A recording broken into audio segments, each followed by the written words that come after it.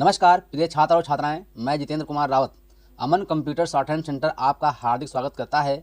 जो छात्र और छात्राएं सिंह प्रणाली शॉर्ट हैंड पूरी किताब पढ़ चुके हैं और उस किताब के मैटर की भी शॉर्ट हैंड डिक्टेशन स्पीड बना चुके हैं और उन्हें अधिक शॉर्ट हैंड डिक्टेशन स्पीड बनानी है तो संपर्क करें, क्योंकि हमने रामधारी गुप्ता की किताब में से 203 पेज डिक्टेशन के लिए हैं, जो प्रत्येक पेज में 400 शब्द हैं, जिनका डिक्टेशन 60, 80, 100 व 120 शब्द प्रति मिनट की स्पीड से 400 व 800 शब्दों पर दिया गया है।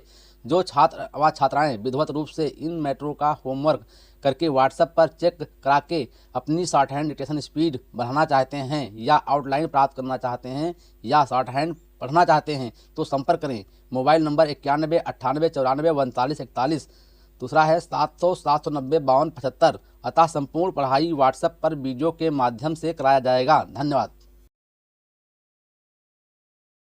महोदय, जब तक आहिंदी भाषी हिंदी को हृदय से स्वीकार नहीं करते तब तक वो राष्ट्रभाषा का स्थान नहीं पा सकती, और यह तभी हो सकता है जब वे ये समझें कि इसमें उनका भी योगदान है और उन्होंने इससे केवल लिया ही नहीं बल्कि इससे कुछ दिया भी है, और उन पर कोई दूसरी भाषा लादी नहीं गई है बल्कि यह उनकी ही भाषा है।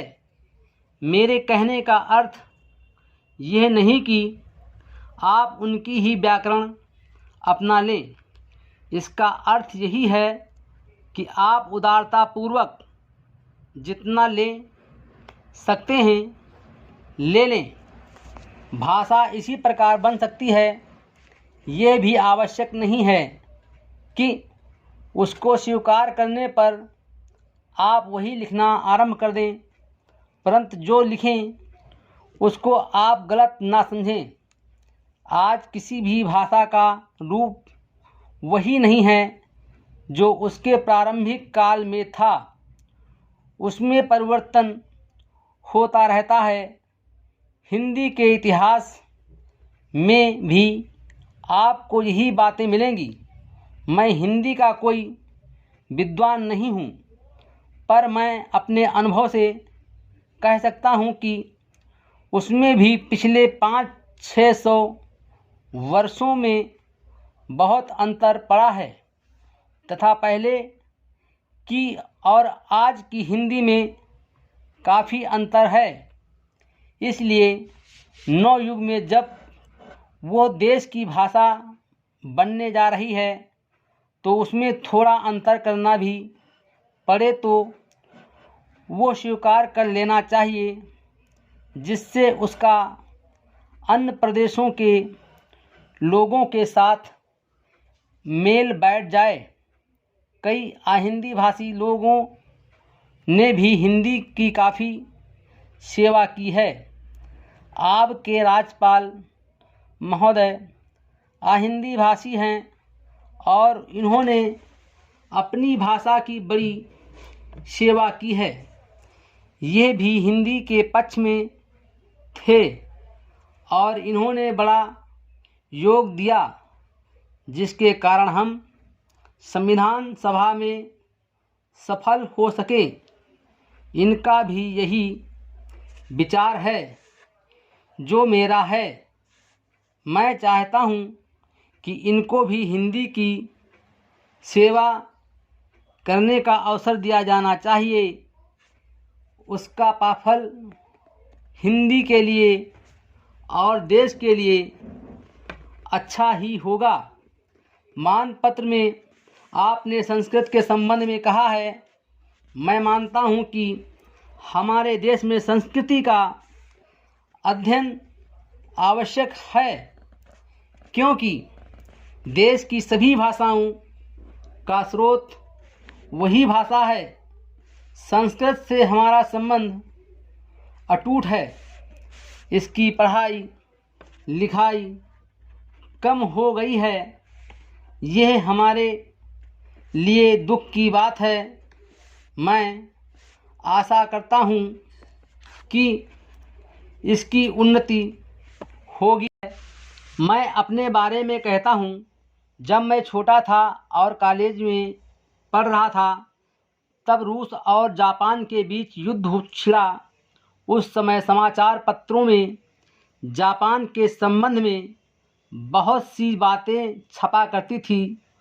उनमें एक बात यह भी थी कि जापान में समूरिया जात के लोगों ने अपने सब अधिकार वहाँ के राजा को दिए थे।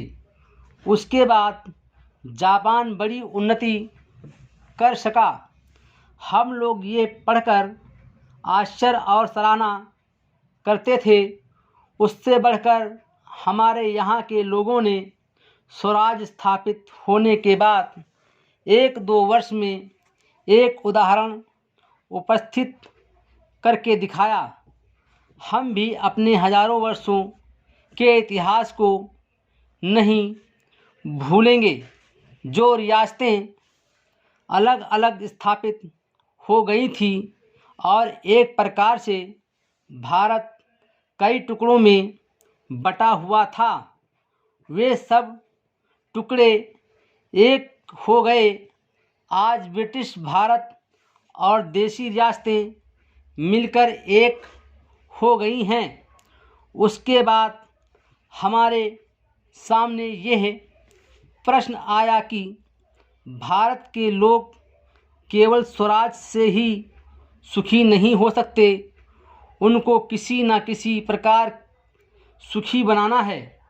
इस संबंध में सरकार ने अपनी ओर से प्रायः सभी राज्यों में जिम्मेदारी और जागीरदारी उन्मूलन के कानून उपस्थित किए और वे कानून पास हुए।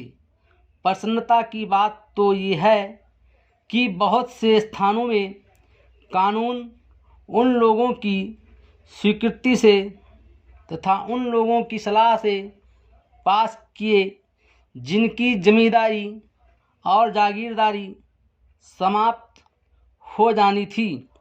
ये भी देश प्रेम का उदाहरण है। उन लोगों ने अपनी संपत्ति का त्याग इसलिए किया कि उससे सारे देश को लाभ पहुँचे। वो काम भी लगभग पूरा हो गया और पूरा होता जा रहा है। हमारे सामने मार्ग प्रशस्त हैं और अब हमें इस पर चलने की शक्ति चाहिए।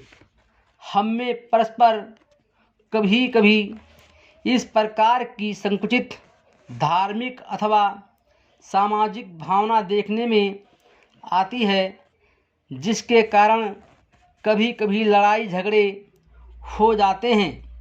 हम इस चीज़ को भी दूर करने का प्रयत्न कर रहे हैं।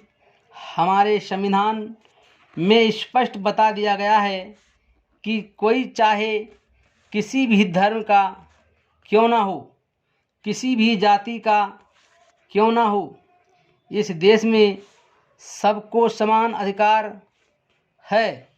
गरीब से गरीब आदमी को भी वही एक वोट देने का अधिकार है जो कि राजा साहब को है या मुझे।